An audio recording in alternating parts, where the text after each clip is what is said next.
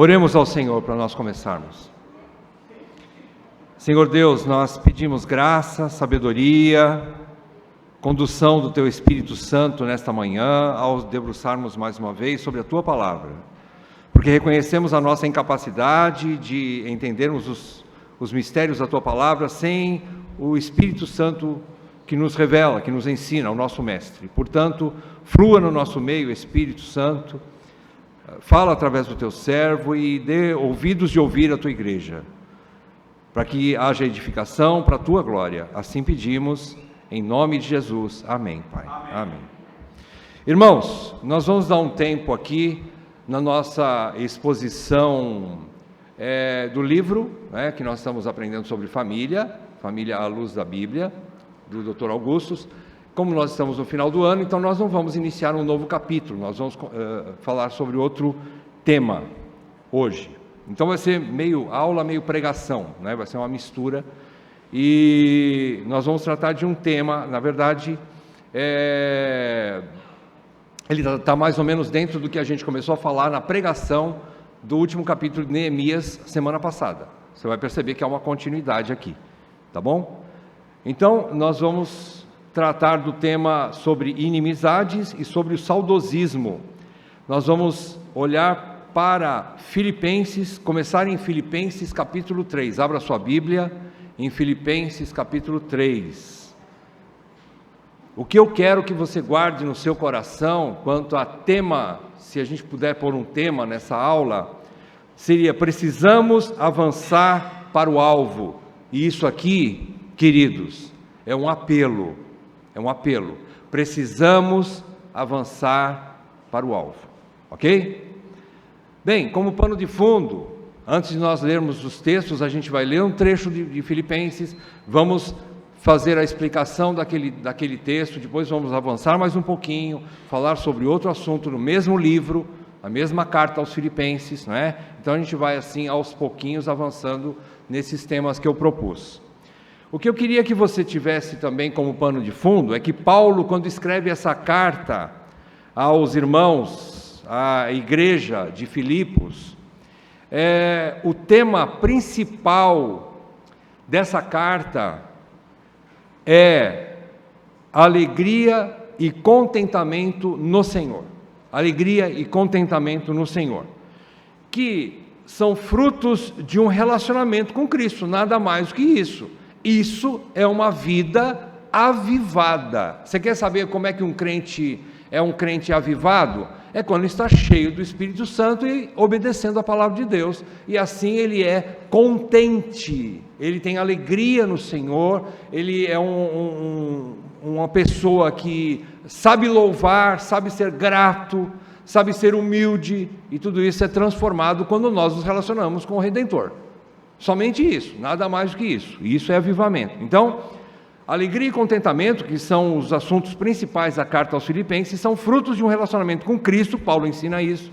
E, consequentemente, isso chama-se, para nós, amadurecimento espiritual, quando nós deixamos de ser crianças, espiritualmente falando, e passamos a ser adultos. É isso que Deus quer de nós, maturidade. Todo pai deseja que seu filho, sua filha cresça, amadureça, seja homem, mulher, de respeito, inteligente, capaz, sabe se virar sozinho, não está mais sujeito aos ventos de doutrinas estranhos, mas sabe se posicionar como um crente maduro, deixa as brincadeiras, as tolices do passado, como criancinha, e passa a ser homem, passa a ser uma mulher madura. Esse é o ponto. Então, Paulo ensina também a tomarmos cuidado com alguns inimigos internos da verdadeira alegria e contentamento cristãos. Eu elenquei aqui alguns inimigos que ele cita na carta aos Filipenses, mas quando eu digo inimigos internos, eu quero dizer o seguinte: aqui Satanás não tem nada a ver com isso. A gente coloca tudo a culpa sempre no diabo, o diabo que me levou a pecar, o diabo que me levou a não crescer na fé, é o diabo que tem feito eu não perdoar meu irmão. Não, é você, é o seu coração, é você, você somos os maiores culpados de cairmos em pecado e de não crescermos na fé. Não é o diabo. Ele está lá para atrapalhar? Tá. Mas ele não é o principal inimigo. O nosso principal inimigo somos nós mesmos, o nosso coração duro e enganoso. É isso que Paulo trata. Então eu chamo de inimigos internos. Está dentro de mim e dentro de você, que nós precisamos diagnosticar e eliminá-los, aniquilá-los e crescermos, sermos homens e mulheres confiáveis dentro da igreja, pessoas maduras, não é? Então, eu elenquei 4 e alguns deles têm um conjunto de 2 inimigos juntos. Por exemplo, Filipenses 2, de 1 a 4, você encontra 2 inimigos, o partidarismo e a vanglória. Paulo menciona 2, lá em Filipenses 2, de 1 a 4. Em Filipenses 3, 12 a 16, esse é um dos que nós vamos trabalhar hoje, você encontra 2 inimigos, o saudosismo e a culpa do passado, a culpa pelo passado. Eles carregam essa culpa. Filipenses 3, 12 a 16. Terceiro grupo, Filipenses 4, 2 e 3. A inimizade e a discórdia. Mais 2 inimigos que estão dentro de nós. E por último, lá em Filipenses 4, de 4 a 7, a ansiedade. Outro elemento, outro inimigo que nós carregamos, que precisa ser combatido também. Nós vamos tratar só do saudosismo e da culpa, primeiro grupo, e da inimizade e da discórdia, segundo grupo. Vamos tratar só desses 2 hoje, ok? Então vamos lá. E, para fechar, Paulo nos dá o remédio. É bom quando você vai no médico e ele te manda você tirar um raio-x para ver como é que você está, um exame médico, um exame de sangue, e ele identifica, ele diagnostica, você está com câncer. Duro, né, ouvir isso. Mas é bom, por outro lado, porque descobriu a doença, ok? Então, isso é bom. Mas melhor ainda é quando o médico fala assim, calma, que existe remédio. Existe um remédio. E isso Paulo nos ensina. Finalmente, irmãos, tudo que é justo, aí ele vai falar qual é o remédio que vai nos ajudar a crescermos, sermos maduros e também podermos eliminar esses inimigos da nossa fé e do nosso crescimento espiritual. Vamos lá. Primeiro grupo, lutando contra o saudosismo e a culpa do passado. Capítulo 3, 12 a 16. Acompanhe. Não que eu o tenha já recebido ou tenha já obtido a perfeição, mas prossigo para conquistar aquilo para o que também fui conquistado por Cristo Jesus. Irmãos, quanto a mim, não julgo havê-lo alcançado, mas uma coisa faço, esquecendo-me das coisas que para trás ficam e avançando para as que diante de mim estão, prossigo para o alvo, para o prêmio da soberana vocação de Deus em Cristo Jesus. Todos, pois, que somos perfeitos, tenhamos esse sentimento e, se porventura pensais de outro modo, também isto Deus vos esclarecerá. Todavia, andemos de acordo com o que já alcançamos. Primeiro grupo, então, que você percebe aí, é o saudosismo, estar preso no passado por alguma coisa que ou te agradou, você tem saudades daquilo, ai, como era boa a minha igreja antigamente, e começa a se lamentar por causa daquilo, né? Ou então você tem alguma coisa que te prende no passado por uma culpa, por uma situação que você passou, você cometeu um pecado, você errou, você fez uma coisa muito desgraçadamente terrível, e aquilo está manchando assim o seu coração, você carrega aquele fardo, aquele peso, ainda que já tenha confessado, já tenha tratado, muitas vezes aquilo volta na sua cabeça, enfim, pode ser tudo isso, não é? Mas o que Paulo está nos ensinando? Primeiro, versículo 12, ele está nos ensinando que há alguma coisa que Cristo me conquistou para alguma coisa. Cristo espera de mim, de você, de nós, alguma coisa. O que Cristo espera? Você volta um pouquinho, eu não vou ler, mas eu vou adiantar para você. Cristo espera, Ele conquistou você e a mim, todos os eleitos, para sermos semelhantes a Ele. Se você volta um pouquinho, eu não vou voltar, já disse, mas quando Paulo adverte, cuidado com os cães e os falsos mestres, e eu vou dizer uma coisa para você, Tudo que eu tinha de bom da religião judaica eu jogo fora. Por quê? Por causa da suprema grandeza de Cristo. Para ter Cristo. Para ter Cristo. Para ser semelhante a Ele na sua morte e na sua ressurreição. Para ser um novo homem segundo a imagem de Cristo. Este é o alvo maior. Não é fugir do inferno. Isso é bom. Mas você não vai fugir do inferno se você não for semelhante a Cristo. Uma coisa está vinculada com a outra. A salvação está intimamente ligada com a vida piedosa, a transformação, uma nova vida em Cristo. Então, versículo 12, ele fala sobre isso. Eu quero conquistar aquilo para que também fui conquistado por Cristo. Cristo espera de mim que eu agora conquiste alguma coisa. O que é? Ser semelhante a Ele. Ele me salvou para eu ser semelhante a Ele. Versículo 13, então agora ele começa a falar: não fiquem focados nos acontecimentos do passado, mas foquem no caminho agora, que ainda está pela frente. Como eu disse, a gente não pode ficar olhando para trás. Quando estava estudando sobre isso, compartilhando um pouco lá em casa, com a Val, a gente estava analisando algumas situações, e a gente fica pensando assim, puxa, a gente passou horas difíceis dentro da nossa igreja, horas difíceis, ficou marcas, ficou doído, perdemos gente que a gente ama, e a gente fica assim, meio desnorteado, né? Parece que a gente tomou uma paulada tão grande, que você fica meio sem norte, e aí você fica meio perdido, e eu fico pensando, bom, a gente precisa trabalhar, como a gente está buscando isso, a gente precisa também ajudar os nossos irmãos mais velhos, que sofreram junto com a gente. Tem muita gente na igreja que também está ferido, está magoado, vamos compartilhar isso, para nós juntos buscarmos a cura. Mas aí peraí, que bobagem, não é só os irmãos antigos, tem irmãos chegando de lugares muito piores do que nós passamos aqui dentro, queridos, você nem imagina. Tem gente vindo de falsas igrejas, sofridos, feridos, que passaram 10, 20, 30, 40 anos dentro de uma igreja e nunca ouviram o verdadeiro evangelho, porque não era uma igreja, foram enganados. Você imagina isso? Você acha que isso ainda é menor do que o sofrimento que você passou aqui? Não, não é.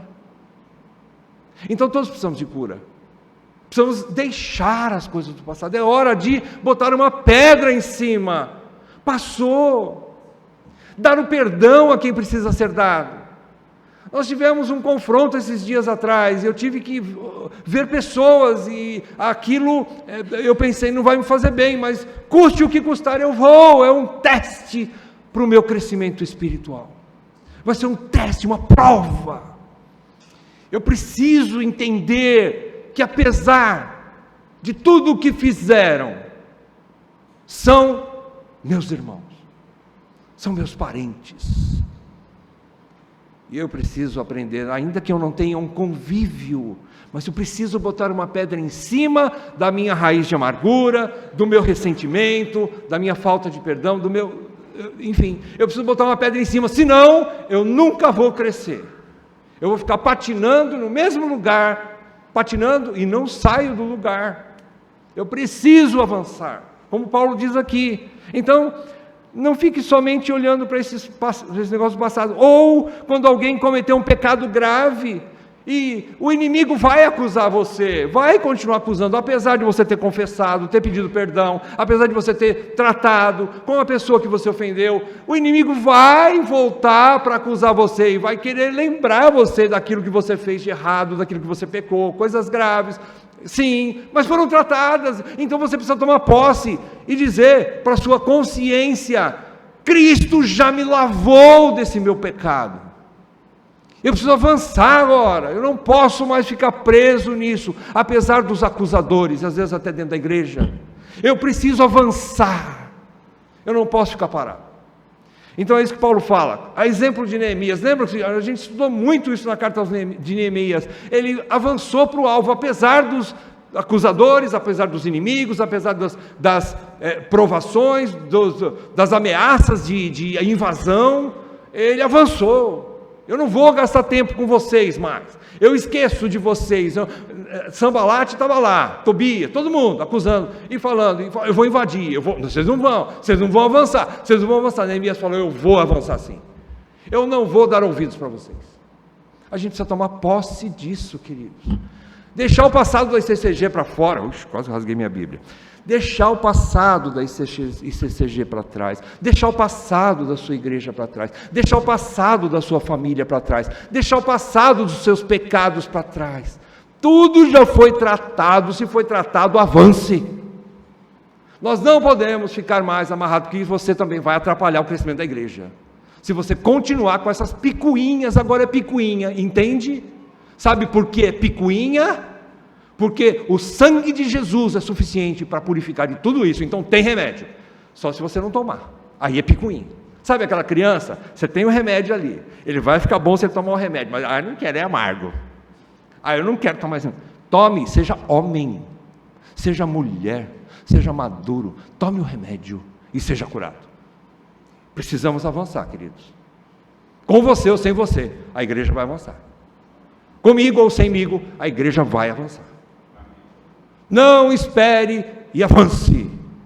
Ainda que tenha gente do seu lado cheio de raiz de amargura, deixa exilado, sai fora. Você não precisa ficar ouvindo essas coisas, avance. Tem muita coisa que Deus quer para essa igreja e a gente precisa andar. Segundo ponto, ele diz assim: determinem sobre suas almas que vocês irão prosseguir para conquistar o seu objetivo e esforcem-se para acertar o alvo. Tipo assim, eu esqueço das coisas que estão para trás, mas eu não fico no vácuo, estacionado em ponto morto. Eu não vou mais andar de ré, mas eu vou engatar uma primeira. Eu vou para frente. Ele diz então na sequência: irmãos, quanto a mim, não julgo havê-lo alcançado, mas uma coisa eu faço, esquecendo-me das coisas que para trás ficam, é o primeiro ponto, né? Deixando as coisas para trás e avançando para as que estão diante de mim. Existe algo proposto para você e para mim, queridos. Existe algo maior do que simplesmente ficar acariciando. Sabe como é que chama? A autocomiseração, né? Eu sou vítima.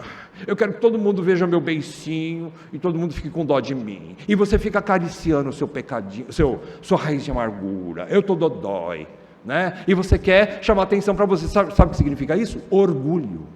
Você quer que todo mundo bata palma para você. Eu estou feridinho. E todo mundo vai lá e passa a mão nas suas costinhas. Para com isso, gente. Vamos crescer. Vamos deixar de ser meninos, meninas. Vamos avançar. Então, isso é avançar. E aí você tem algo proposto para avançar. Versículo 14. Prossigo para o alvo, para o prêmio da soberana vocação de Deus em Cristo Jesus. Bota na sua cabeça uma coisa. Tem algo muito melhor para você. Tem uma bênção maravilhosa para você. Só que se você ficar patinando aí, você não vai chegar lá. Você não vai desfrutar dela. Você vai ficar sempre um menino, aquele brincalhão, que disfarça através de brincadeiras a sua real situação de imaturidade espiritual. Fica sempre nessa aí, patinando e nunca cresce, nunca evolui. Então precisa prosseguir para o alvo, porque existe um prêmio. Deus diz que aqui é um prêmio. Você vai ser semelhante a Cristo, eu vou ser semelhante a Cristo. Eu não posso mais ficar patinando nas coisas antigas, porque tem algo muito melhor para mim. E é isso que ele está falando, esforcem-se. Aqui é uma determinação. Eu vou dizer para mim mesmo, para minha alma: chega, basta, não vou mais lembrar do passado, eu não vou mais ficar lembrando de pessoas, eu não vou mais ficar trazendo os acontecimentos à baila, para eu ficar aqui acariciando essa situação podre toda. Eu vou jogar fora essa podridão, eu quero ser limpo, eu vou avançar. É isso que a gente precisa, irmão. Tanto nós da ICCG, como os irmãos que vêm de outro lugar. Precisa avançar. E terceiro lugar, entendam que já somos perfeitos. Quando ele diz aqui no versículo 15, pois todos já somos perfeitos, tenhamos esse sentimento. E se alguém porventura pensais de outro modo, também isso Deus vos esclarecerá. Sabe o que Paulo está falando aqui? Paulo está querendo dizer o seguinte: entenda que você já é perfeito no sentido de ser qualificado. O que é isso? Significa assim: você já é crente, você já é eleito, você já é filho. Sabe por quê? Porque diante dessas circunstâncias todas, às vezes a culpa bate em nosso coração, principalmente quando nós cometemos pecado e o acusador vem, pecados já tratados no passado, e o acusador vem querer levantar aquilo, e você fala assim: eu não sou convertido, eu não sou perfeito, perfeito aqui no sentido de ser convertido, qualificado para a corrida, eu não sou crente. Você já passou por isso? Fica pensando assim: será que eu sou mesmo eleito? Será que eu sou salvo? Olha os meus pensamentos, olha a culpa que ainda vem no meu coração, olha o que eu fiz lá no passado. E você precisa tomar posse, e Paulo diz assim: Deus vai te esclarecer. Por quê? Porque Deus pagou o preço no Filho pelo seu pecado, e acabou, você não deve mais nada. Cristo gritou por você e por mim: está consumado, eu paguei, e você não precisa mais carregar esse peso, irmã. Avance, diga isso para você mesmo. Por causa de não podermos aceitar, essa mentira, é uma mentira, quando as coisas do passado voltam na cabeça da gente, ou por ressentimentos, ou por feridas mesmo, ainda que legítimas, mas muitas vezes roda na cabeça da gente um sentimento de vingança, e quando a ficha cai, quando você pensa melhor, você fala assim: esse sentimento de vingança não é de Deus, será que eu sou crente? Pensando em torcer o pescoço daqueles que me feriram, será que eu sou crente? E essa culpa você tem que jogar de lado. É normal sentir isso, mas joga fora. Joga fora. Não acaricia esse sentimento de justiça própria e de vingança. Não faça isso. Então ele diz para avançar. E diz também para entender que você é crente. E por último, nesse primeiro bloco: vençam um dia de cada vez e não pulem lição. Pratique o que você está aprendendo hoje. Pratique o que você... Ele diz no versículo 16: todavia andemos de acordo com o que já alcançamos. Ele diz assim: viva um dia de cada vez, aprenda a lidar com a situação hoje. A coisa veio na cabeça de novo, lança para Deus, ore. Aí eu vou mostrar o antídoto lá no fim, tá bom? Como que eu vou lidar com isso? Muito bem, segundo bloco de perigos que roubam a nossa alegria e contentamento no Senhor: lutando contra a inimizade e a discórdia. Pula agora para o capítulo 4, 2 e 3. Capítulo 4 de Filipenses 2 e 3. Diz assim: rogo a Evódia e rogo a Sintique, pensem concordemente no Senhor. A ti, fiel companheiro de jugo, também peço que as auxilies, pois juntas se esforçaram comigo no Evangelho, também com Clemente e com os demais cooperadores meus, cujos nomes se encontram no livro da vida. A primeira coisa que você aprende aqui: havia duas irmãs que estavam se degladiando, se debatendo, elas não se aceitavam, viviam dentro da mesma igreja e não estavam pensando concordemente. O que é isso? Elas eram inimigas, inimizade se instalou ali, e Paulo, olhando para isso como um pai, como um apóstolo, um pai daquela igreja, ele diz assim: não é bom que meus filhos vivam assim, precisa ter perdão e graça, precisa ter reconciliação, não é bom viver em inimizade dentro da igreja, nem na família, nem na igreja, é óbvio. Então ele diz, nós vamos entender aqui, entendam que há um alvo maior do que a nossa própria vontade. O plano de Deus é mais importante do que os nossos planos. O crente precisa aprender a viver em comunidade e trabalhar em equipe. Isso significa unidade. Unidade. Nós precisamos aprender e entender, como Evódia e Sintique, que não entenderam até aquele momento. Depois, quem sabe, elas foram ajudadas, espero que sim. Vou perguntar para elas quando chegar na glória. Mas elas só entenderam o seguinte: se há discórdia, é porque o eu das duas estava muito grande, e um propósito maior, que é o de Deus, estava sendo deixado de lado. Eu quero a coisa do meu jeito. A outra, não, eu é que quero do meu jeito. Lembra-se de Marta e Maria? Marta tinha isso no coração. Marta queria que a coisa fosse do jeito dela. Senhor, fala para ela vir me ajudar aí. E Jesus fala: Marta, Marta, só uma coisa necessária. E ela escolheu a melhor parte. Deixa ela aqui. Às vezes a gente fica com essas coisas na cabeça. Se a coisa não for do jeito que eu quero, eu fico emburradinho o tempo todo. A coisa tem que ser do meu jeitinho, se não for, eu vou ficar magoado. E mostra para todo mundo o biquíni, né? Mostra para todo mundo o biquíni. Então, Paulo está dizendo assim, ensine essas mulheres a pensarem concordemente, a terem unidade, a entenderem, a pensarem mais alto do que o que elas pensam. Pensarem concordemente no Senhor, significa que o Senhor tem um plano maior do que o plano delas. Elas tiveram boas ideias? Ótimo. Dá para unir as duas? Beleza. Se não der, abra mão, mas mantenha o plano maior, que é de Deus. O plano de Deus é maior. Abra mão de algumas coisas. Então nós precisamos aprender a viver em comunidade, a trabalhar em equipe e a entender que a minha vontade quase nunca vai prevalecer, e mesmo assim, isso é bom. Quem tem que prevalecer não é a minha vontade, é a vontade de Deus. A vontade de Deus que precisa prevalecer. Na sequência, Paulo mostra então que, quando ele pede ajuda, no versículo 3, a ti, fiel companheiro de jugo, também peço que as auxilies. Nós precisamos entender e deixar-nos ser aconselhados por algum irmão ou alguma irmã mais experiente. Veja, o pastoreamento das nossas almas minimiza as tensões nos relacionamentos trincados. Será que a igreja não tem ninguém maduro para me ajudar a tratar meus relacionamentos? A gente vê muito isso quando tem encrenca entre casais, né? Discórdia entre casais. O casal chega, às vezes, imaturo, né? Normal, às vezes chega lá em casa e pergunta assim: irmão, eu quero saber o seguinte, quem está certo e quem está errado? Sou eu ou ela? Aí eu falo assim: irmão, eu não estou aqui para saber quem está certo e quem está errado, não sou juiz entre vocês, eu quero que vocês se perdoem. Depois lá na frente, se for pecado, sim, se for pecado, vamos tratar o pecado. Confesse e deixa o pecado, e perdoa. Meu objetivo não é saber aqui quem está maior, porque a pessoa chega lá, tipo assim, quero saber quem vai ganhar essa guerra, eu ou ela? A igreja não tem essa guerra. Se alguém ganhar e alguém perder, os dois perderam. Os dois perderam. Isso é maturidade. É dar o perdão, é conviver apesar das diferenças. Então, nós precisamos desse aconselhamento, como Paulo diz aqui. Às vezes eu não consigo lidar com isso sozinho. Eu preciso de alguém mais velho, que já passou por isso, já apanhou bastante, e já sabe mais ou menos o caminho da reconciliação. Nós estamos aqui pregando o ministério da reconciliação.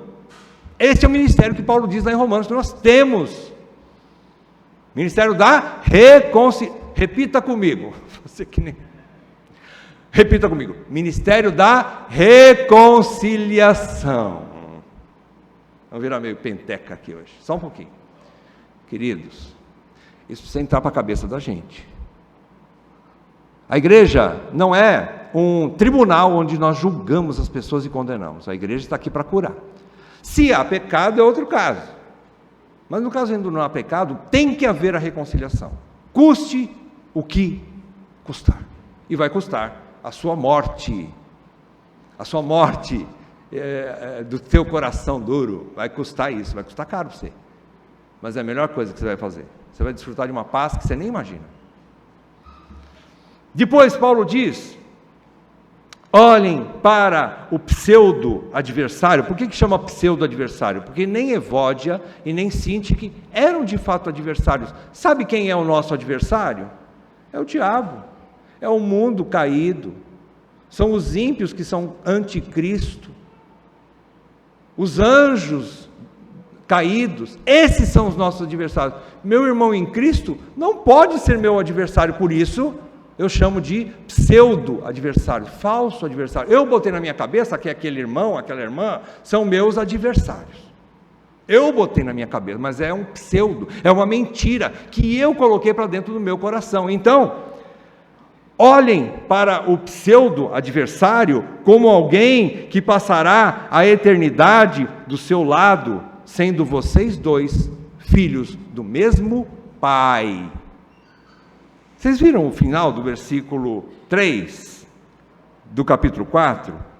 Cujos nomes se encontram no livro da vida. Significa que tanto Evódia como Sintique eram irmãs. e vão para o mesmo lugar, são filhas do mesmo pai, e não estavam sabendo agradar o pai, ele pede, Clemente, pede para outro irmão lá que não aparece o nome, ajude essas irmãs a se reconciliarem. Nós precisamos preservar essa unidade. Então esse é o segundo ponto, a inimizade, a discórdia precisa ser eliminada. Aqui Paulo deixa claro, ele não deixou passar batido essa situação, ele trouxe à tona, ele trouxe à luz. Tem encrenca na igreja, tem discórdia na igreja, precisa ser tratado. A igreja não avança enquanto houver discórdia. Jesus deixou claro que uma casa dividida não prospera. E o Salmo 133 nos ensina que onde há unidade, onde os irmãos vivem em união, Deus derrama a sua bênção sobre o povo. A igreja é abençoada quando todo mundo vive em união. Quando eu tive que enfrentar essa situação um pouco desagradável, para minha carne, coração duro, quando eu tive que passar por essa situação, eu entendi uma coisa, eu não preciso conviver, não é uma questão de convívio, é uma questão de perdão, é uma questão de dar o perdão, de entender que eu não posso criar essa barreira entre as pessoas contra mim. Talvez eu não vou estar lá sentado, junto, fazendo algumas coisas juntos, há uma separação.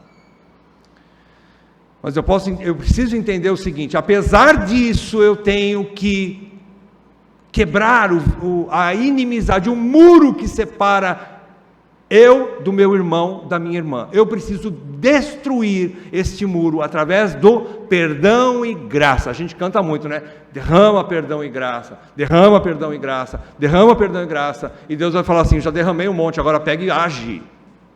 É o que Deus vai falar para mim e para você. O que você está fazendo com o perdão e graça que você já recebeu? Está dando perdão e graça para o teu irmão? Ou não? Está com um sentimento de vingança, de justiça própria, mais elevado do que perdão e graça? Está errado. Trata disso. Você está tomando veneno, quer que o outro morra. Não, é você que vai morrer. É você que vai morrer. Então aqui, trate o pseudo-adversário como alguém que vai passar a eternidade com você. É bom você já ir acostumando e trata disso aqui agora. Não pula essa lição, querido, por isso que eu disse no começo, é um apelo que nós fazemos para vocês, para nós todos, não vocês, nós, eu me incluo, porque eu sei o meu coração. Desgraçadamente, às vezes em algumas situações, quando a gente está reunido, eu falo umas bobagens, passo dos meus limites, ofendo pessoas, eu sei que eu faço isso, então eu preciso da mesma coisa que vocês, eu preciso tomar o mesmo remédio, eu sei do meu coração que eu tenho. Antídoto, vamos lá, qual é o antídoto então contra isso? O primeiro deles, Paulo fala lá em 4:6, ele diz assim, não andeis ansiosos de coisa alguma, em tudo, porém, sejam conhecidas diante de Deus as vossas petições, pela oração e pela súplica, com ações de graças. Primeiro remédio que eu preciso tomar, você precisa tomar, oração. Coloca diante de Deus. Aqui ele está mencionando sobre a ansiedade, mas vejam, ele está mostrando que é uma prática de todos os crentes. A oração é o oxigênio da nossa vida cristã. Eu preciso aprender a orar, a colocar para Deus, Senhor, eu tenho dificuldade. Eu estou com essas lembranças do passado, eu estou com essa culpa, eu ainda não consigo esquecer algumas coisas, mas Senhor, eu quero esquecer tudo isso, eu quero botar uma pedra em cima, eu preciso fazer isso, Senhor, porque eu estou sentindo que eu não estou crescendo, eu não tenho alegria, eu não tenho paz no meu espírito, eu não tenho contentamento. Por quê? Porque alguma coisa está ruim aqui dentro, eu estou me sentindo culpado, eu estou com medo de ter feito coisas do passado e ainda não ter sido perdoado, tenho dúvidas se eu sou crente por causa disso, coisas do passado que ainda como um fantasma estão rodando na minha cabeça, ou então que eu tenho inimizade com alguém, essas coisas ainda estão aqui, essa podridão cheira mal dentro de mim, e você precisa confessar isso para Deus. Oração, a primeira coisa, ore. Essa oração aqui, quando Paulo diz com súplicas,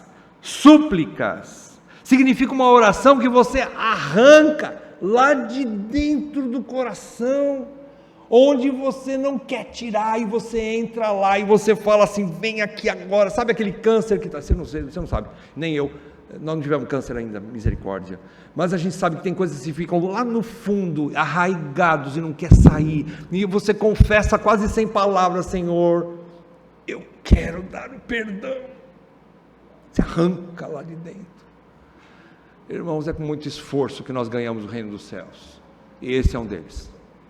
Esse certamente é um dos esforços que o crente precisa fazer para ganhar o reino dos céus. É trazer à tona essa podridão do passado, lembranças do passado, raiz de amargura, ressentimentos, inimizades, trazer lá do fundo, arrancar, porque está arraigado. Eu acariciei muito tempo, criou raízes profundas, mas eu quero arrancar. Senhor, me ajuda. Você precisa clamar em oração com súplica, porque é difícil. Eu não vou dizer para você que é fácil. Quando você olha para a pessoa, você fala assim: ele não merece meu perdão, não. Mas não é questão de merecer. Quando eu olho para Cristo, porque o modelo é Cristo.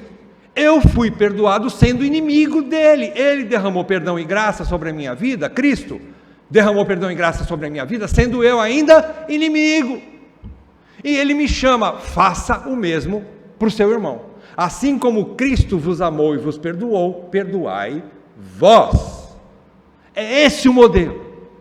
Sendo a pessoa ainda a pessoa que ela continua sendo, ela não mudou, mas isso não importa. Não é bilateral, é unilateral o perdão, a graça é da minha parte só, do jeito que foi Deus para mim.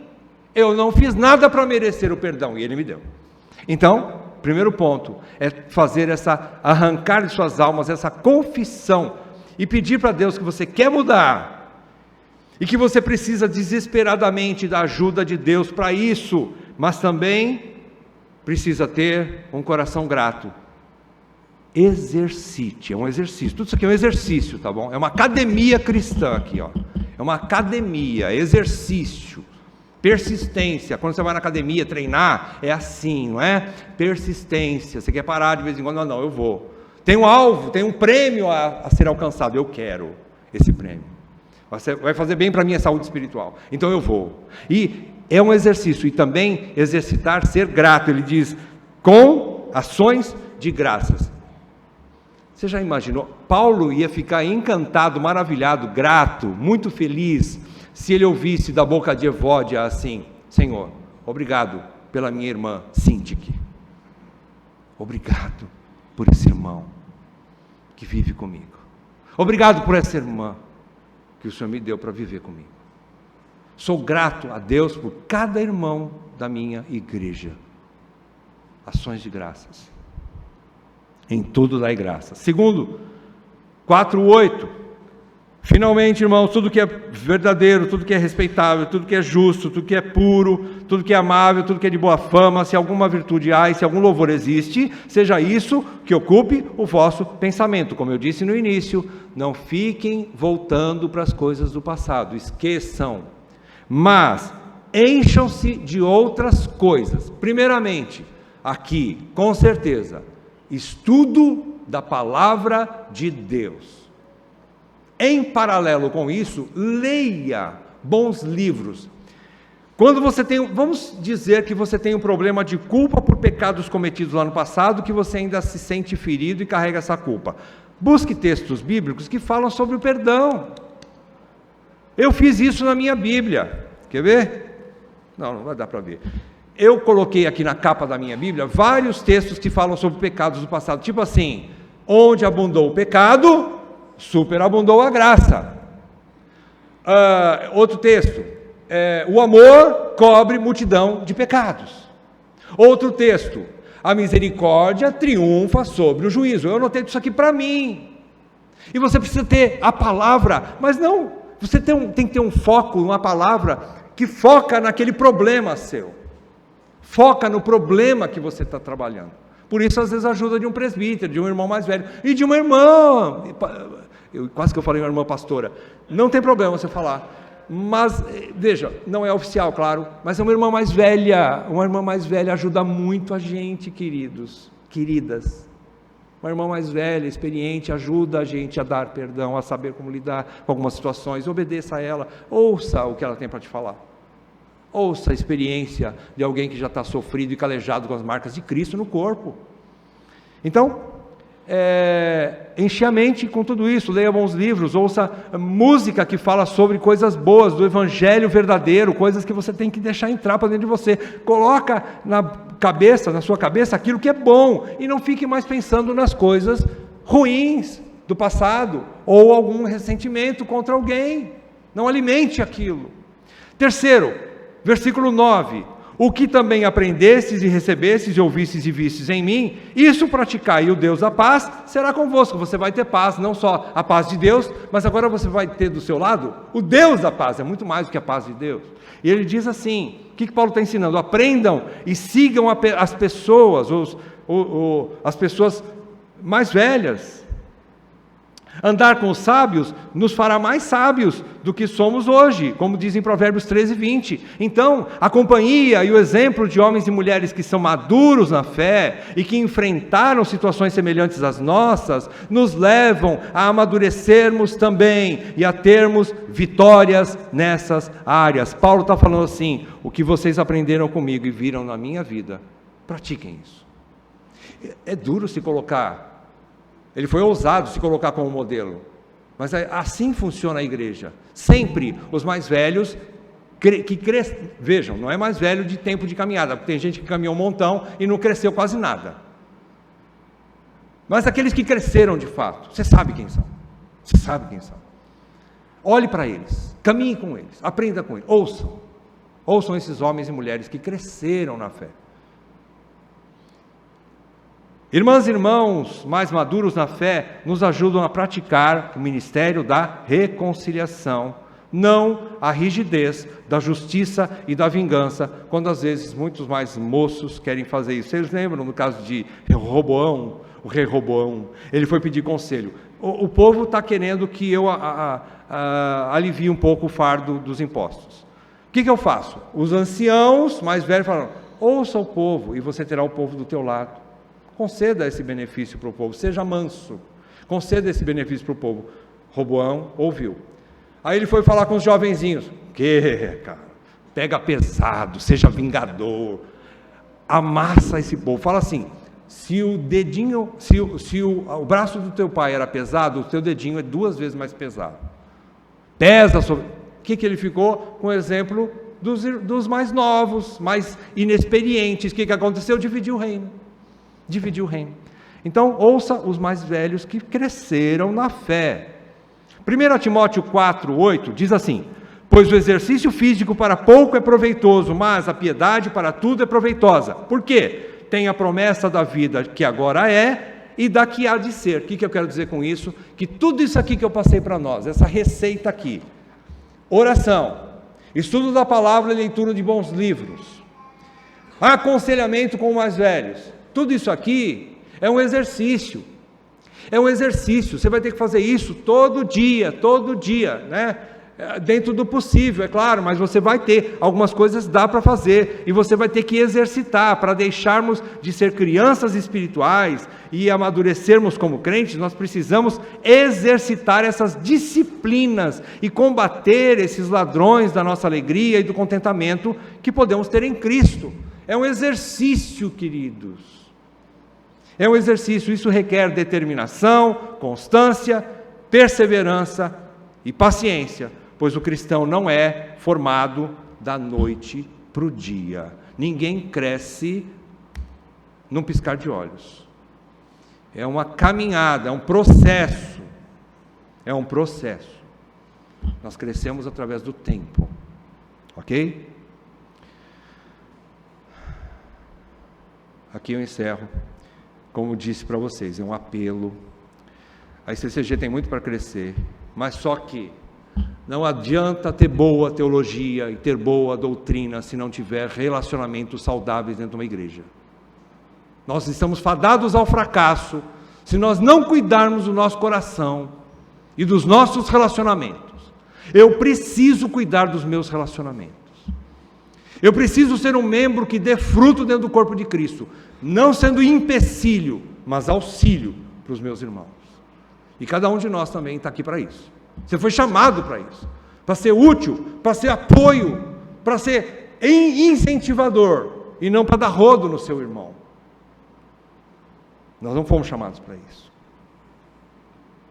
Vamos orar.